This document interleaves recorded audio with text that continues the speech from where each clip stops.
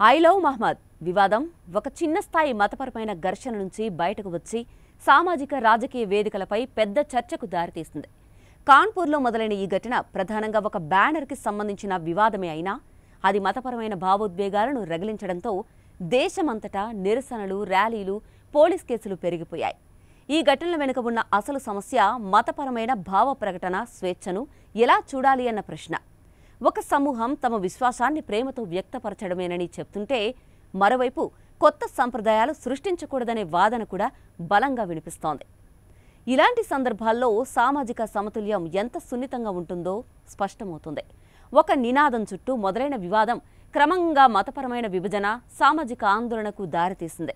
కొన్ని ప్రాంతాల్లో యువత ఉత్సాహంతో ర్యాలీలు చేయగా మరికొన్ని చోట్ల హింసాత్మక ఘర్షణలు చోటు చేసుకోవడం ఆందోళన కలిగించే విషయం. పోలీసులు పెద్ద సంఖ్యలో ఎఫ్ఐఆర్లు నమోదు చేసి అరెస్టులు చేశారు. ఇలాంటి చర్యలు శాంతిని కాపాడడానికి అవసరమని అధికారులు చెప్తున్నా మరోవైపు ఇది నిరసనలు చేస్తున్న వారిలో అసంతృప్తిని కూడా పెంచుతోంది. రాజకీయ రంగంలోనూ ఈ అంశం హాట్ టాపిక్ అయింది. ఒకవైపు సమాజ్వాదీ పార్టీ లాంటి ప్రతిపక్షాలు ఇది ప్రజల భావ ప్రకటన స్వేచ్ఛ కింద వస్తుందని వాదిస్తున్నాయి. వారు మతపరమైన ప్రేమ, గౌరవాన్ని వ్యక్తపరచడంలో తప్పులేదని అంటున్నారు. మరోవైపు బీజేపీ మాత్రం చట్టం ఉల్లంఘన, హింసాత్మక చర్యలు సహించబోమని స్పష్టంగా చెప్తోంది. ఈ విధంగా మతపరమైన భావోద్వేగాలు రాజకీయ లెక్కలతో కలిసిపోవడం సాధారణ ప్రజల్లో మరింత గందరగోళాన్ని తెస్తోంది. మతపరమైన ప్రముఖులు కూడా ముందుకు వచ్చి శాంతి కోసం పిలుపునిచ్చారు.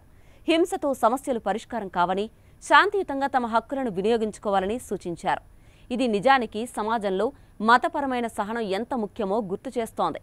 ఒక సమూహం విశ్వాసాన్ని ప్రకటిస్తుంటే మరొక సమూహం దాన్ని విభేదంగా కాకుండా గౌరవంతో చూడగలగడం సమాజానికి అవసరం. ఈ వివాదానికి మరొక కోణం సోషల్ మీడియా. ఒక చిన్న స్థాయి ఘటనను పెద్ద వేదికగా మార్చింది ట్వీట్లు, వీడియోలు, పోస్ట్లే.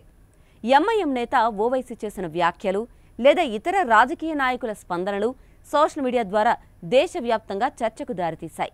ఈ వేదికలోని చర్చలు ఒకవైపు అవగాహన పెంచినా మరోవైపు ద్వేషపూరిత సందేశాలను వ్యాప్తి చేసి పరిస్థితిని మరింత క్లిష్టం చేశాయి. ఇలాంటి పరిస్థితుల్లో పాఠం ఏంటంటే భావ ప్రకటన స్వేచ్ఛను కాపాడమే కాకుండా సామాజిక శాంతి, మతపరమైన గౌరవాన్ని కూడా సమన్వయం చేయడం చాలా అవసరం.